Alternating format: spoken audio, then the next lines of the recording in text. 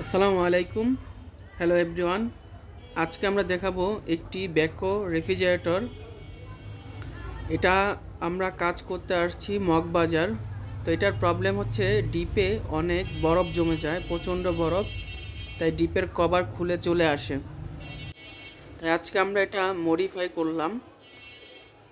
এটি একটি circuit system refrigerator. তো এটা যে প্রবলেম ছিল, এই প্রবলেম অনেক দিন যাবৎ কাস্টমার ফেস করতেছে। এটার সেন্সরগুলো কোম্পানি থেকেও চেঞ্জ করা হয়েছে, ঠিকঠাকভাবে কাজ করছে না, তারপরও সার্কিটও চেঞ্জ করা হয়েছে।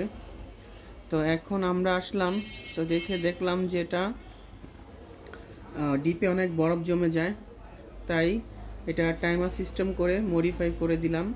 সার্কিট রেখে সার্কিটও থাকবে, টাইমারও থাকবে, দুইটাই কাজ করবে, দুইটার জন্য আলাদা আলাদা ফাংশন।